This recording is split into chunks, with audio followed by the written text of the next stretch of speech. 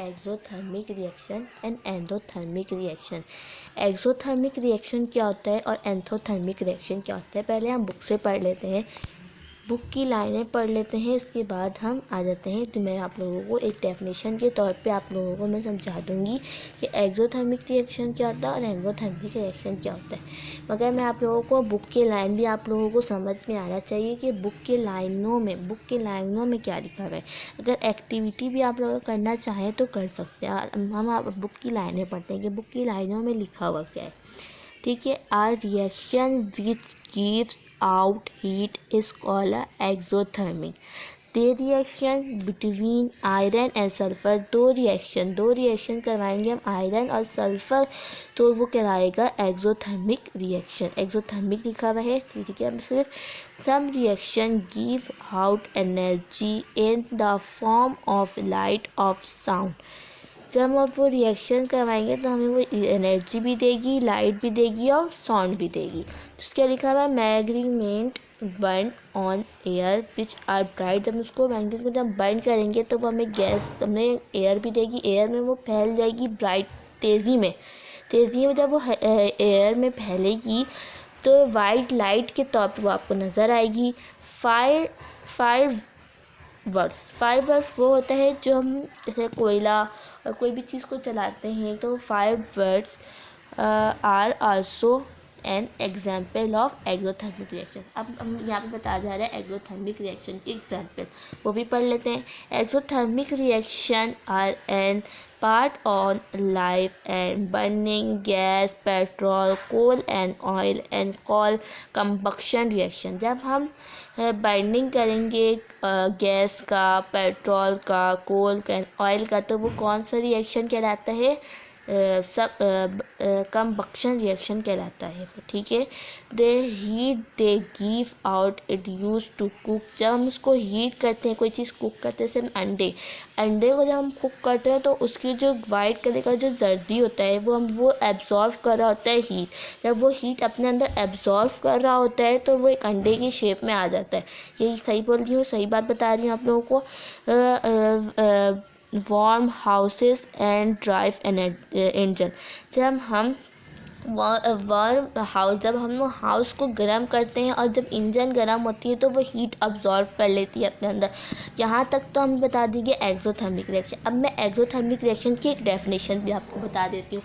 देखिए यहाँ पे लिखा है ना एक्सोथर्मिक रिएक्शन। सिंपल सा बात, यहाँ पे इतनी बड़ी सी आपको बात लिखी गई है, सिंपल सी बात, बस आप इतना याद रखिए कि the reaction is which heat release. जब हम कोई भी एक्सो रिएक्शन में जब हीट रिलीज़ कर रही होती है, मतलब कि हीट जब बाहर निकल रही होती है, तो वो कौन सा रिएक्शन होता है एक्सोथर्मिक रिएक्शन होता है। अगर मैं उसके रिएक्शन आपको करके दिखाऊं तो CO+H2O, जब दो फॉर्म जब रिएक्ट करवा रही होती है तो कैल्शियम वाटर, जब ये एक कैल्शियम का फॉर्मूला और ये वाटर का जो रिएक्ट करवा रहा होता है वो क्या बनेगा, कैल्शियम ऑक्साइड ClOH2O। ये कौन सा, ये दोनों रिएक्ट करवा रहा है कैल्शियम ऑक्साइड से, और ये रिएक्ट होकर हीट के ज़रिए वो रिलीज़ होकर वो बाहर चला जा रहा है। ठीक है, यहाँ तक आपको समझ में आ गया। यहाँ से लेके यहाँ तक जो बात बताई गई, जो आपको बात बताई गई, मैं आपको यहाँ से लेके यहाँ तक इस बात पे बता दी हूँ। ठीक है, अब आते हैं हम ये वाला फॉर्म मैं आप लोगों को समझा दिया। अब ये वाले फॉर्म में हम आ जाते हैं। ठीक है, लिखा हुआ है some reaction take in heat which they are हैप्लाइन, this are called endothermic reaction. This reaction, the reaction which take place when you fermenting of egg is endothermic reaction. Photosynthesis is also an example from endothermic reaction. Exothermic reaction. ठीक है, देखिए यहाँ पे बता रहे हैं, अगर हम फोटोसिंथेसिस के ज़रिए अगर वो सूरज की रोशनी और फोटोसिंथेसिस पे पड़ती है तो वो रोशनी अपने अंदर जो है वो एनर्जी वो एब्जॉर्व नहीं करता है, सप्लाई नहीं करता है अपने अंदर ऑब्जॉर्व कर लेता है, अपने अंदर सप्लाई कर लेता है और अपने अंदर उसको दे देता है। जब सूरज की रोशनी फोटो डालने से पड़ती है तो वो अपने अंदर ऑब्जॉर्व कर लेता है, वो अपने अंदर जब्त कर लेता है। और एक्सोथर्मिक में ये होता है कि वो अपने अंदर रिलाइज कर देता है, मतलब कि अपने अंदर से वो बाहर निकाल देता है। और एंडोथर्मिक में ये होता है कि वो अपने अंदर उस चीज़ को ले लेते हैं। अब डेफिनेशन में डिफाइन कर देती हूँ मैं, आपको लिखा हुआ है endothermic reaction the reaction in which heat is the absorb, वो रिएक्शन जो अपने अंदर एब्जॉर्व करता हो, सप्लाई करता हो या फिर वो देता हो, तो वो रिएक्शन कहलाता है एंडोथर्मिक रिएक्शन। जैसे रिएक्शन अगर मैं आपको आगे दिखाऊँ तो CO3 जो बनता है वो कैल्शियम कार्बन बनता है। जब उसको हीट करते हैं तो ये ब्रेक हो जाता है, ये टूट के कौन सा फॉर्मूला बनता है, कैल्शियम ऑक्साइड, कौन सा CaO+CO2 बनता है। ठीक है, अब यहाँ से लेके आता है आपको यही बात बताई गई। अगर आप इसको रीड करना चाहें और कुछ समझ में नहीं आए तो आप लोग बोलेंगे तो मैं दोबारा इसकी वीडियो बना सकती हूँ और अच्छे से बना सकती हूँ। अगर आपको समझ में नहीं आए तो आप बोल सकते हो। ठीक है, अब नेक्स्ट टॉपिक आप लोगों को बताना है कि मैं कौन सी टॉपिक लेके आऊँ, कंबक्शन वाली लेके आऊँ या कौन सी। थैंक यू, बहुत बहुत शुक्रिया आप लोग का। अस्सलामुअलैकुम। मैं आपको मैं आज समझाऊंगी exothermic reaction and endothermic reaction. Exothermic reaction क्या होता है और एंडोथर्मिक रिएक्शन क्या होता है, पहले हम बुक से पढ़ लेते हैं, बुक की लाइनें पढ़ लेते हैं, इसके बाद हम आ जाते हैं। तो मैं आप लोगों को एक डेफिनेशन के तौर पे आप लोगों को मैं समझा दूंगी कि एक्सोथर्मिक रिएक्शन क्या होता है और एंडोथर्मिक रिएक्शन क्या होता है। मगर मैं आप लोगों को बुक के लाइन भी आप लोगों को समझ में आना चाहिए कि बुक के लाइनों में क्या लिखा हुआ है। अगर एक्टिविटी भी आप लोग करना चाहें तो कर सकते हैं। हम आप बुक की लाइनें पढ़ते हैं कि बुक की लाइनों में लिखा हुआ क्या है।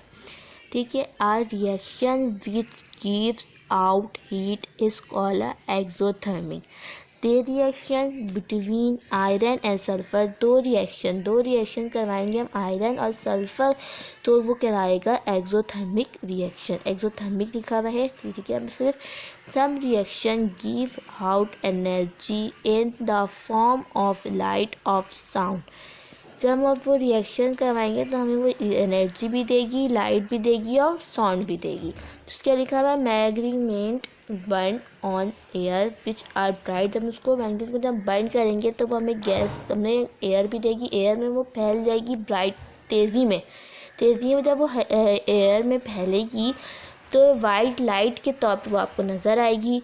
फायर वर्ड्स वो होता है जो हम जैसे कोयला और कोई भी चीज़ को चलाते हैं तो fireworks are also an example of exothermic reaction. अब हम यहाँ पे बताया जा रहा है एक्सोथर्मिक रिएक्शन की एग्जाम्पल, वो भी पढ़ लेते हैं। Exothermic reaction are an part on life and burning gas, petrol, coal and oil and coal combustion reaction. जब हम बर्निंग करेंगे गैस का, पेट्रोल का, कोल का, ऑयल का, तो वो कौन सा रिएक्शन कहलाता है, कंबक्शन रिएक्शन कहलाता है। ठीक है, they heat they give out it use to cook. जब हम उसको हीट करते हैं, कोई चीज़ कुक करते हैं, जैसे अंडे को जब हम कुक करते हैं तो उसकी जो वाइट कलर का जो जर्दी होता है वो एब्जॉर्व कर रहा होता है हीट। जब वो हीट अपने अंदर एब्जॉर्व कर रहा होता है तो वो एक अंडे की शेप में आ जाता है। यही सही बोल रही हूँ, सही बात बता रही हूँ आप लोगों को। Warm houses and drive engine. जब हम जब हम लोग हाउस को गर्म करते हैं और जब इंजन गर्म होती है तो वो हीट अब्जॉर्व कर लेती है अपने अंदर। यहाँ तक तो हम बता देंगे एक्सोथर्मिक रिएक्शन। अब मैं एक्सोथर्मिक रिएक्शन की एक डेफिनेशन भी आपको बता देती हूँ। देखिए यहाँ पे लिखा हुआ है ना एक्सोथर्मिक रिएक्शन। सिंपल सा बात, यहाँ पे इतनी बड़ी सी आपको बात लिखी गई है, सिंपल सी बात, बस आप इतना याद रखिए कि the reaction is which heat release. जब हम कोई भी एक्सो रिएक्शन में जब हीट रिलीज़ कर रही होती है, मतलब कि हीट जब बाहर निकल रही होती है, तो वो कौन सा रिएक्शन होता है एक्सोथर्मिक रिएक्शन होता है। अगर मैं उसके रिएक्शन आपको करके दिखाऊं तो CO+H2O, जब दो फॉर्म जब रिएक्ट करवा रही होती है तो कैल्शियम वाटर, जब ये एक कैल्शियम का फॉर्मूला और ये वाटर का जो रिएक्ट करवा रहे होते हैं वो क्या बनेगा, कैल्शियम ऑक्साइड ClOH H2O। ये कौन सा, ये दोनों रिएक्ट करवा रहा है कैल्शियम ऑक्साइड से, और ये रिएक्ट होकर हीट के ज़रिए वो रिलीज़ होकर वो बाहर चला जा रहा है। ठीक है, यहाँ तक आपको समझ में आ गया। यहाँ से लेके यहाँ तक जो बात बताई गई, यहाँ से लेके यहाँ तक जो आपको बात बताई गई, मैं आपको यहाँ से लेके यहाँ तक इस बात पे बता दी हूँ। ठीक है, अब आते हैं हम ये वाला फॉर्म में आप लोगों को समझा दिया। अब ये वाले फॉर्म में हम आ जाते हैं। ठीक है, लिखा रहा है some reaction take in heat which they are हैप्लाइन this are called endothermic reaction. This reaction, the reaction which take place when you fairing of egg is endothermic reaction. Photosynthesis is also an example from endothermic reaction. Exothermic reaction. ठीक है, देखिए यहाँ पे बता रहा है अगर हम फोटोसिंथेसिस के ज़रिए अगर वो सूरज की रोशनी और फोटोसिंथेसिस पे पड़ती है तो वो रोशनी अपने अंदर जो है वो एनर्जी वो एब्जॉर्व नहीं करता है, सप्लाई नहीं करता है अपने अंदर अब्जॉर्व कर लेता है, अपने अंदर सप्लाई कर लेता है और अपने अंदर उसको दे देता है। जब सूरज की रोशनी फोटोसिंथेसिस से पड़ती है तो वो अपने अंदर अब्जॉर्व कर लेता है, वो अपने अंदर जब्स कर लेता है। और एक्सोथर्मिक में ये होता है कि वो अपने अंदर रिलाइज़ कर देता है, मतलब कि अपने अंदर से वो बाहर निकाल देता है।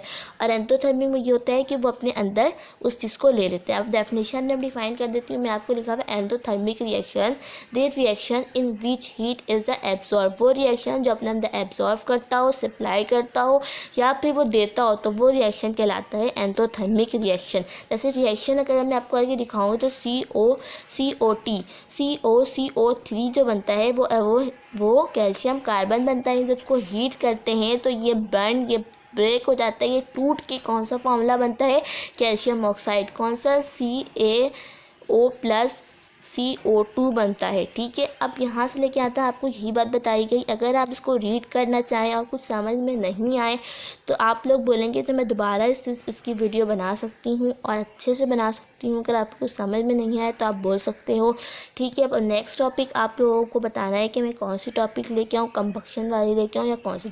थैंक यू, बहुत बहुत शुक्रिया आप लोग का।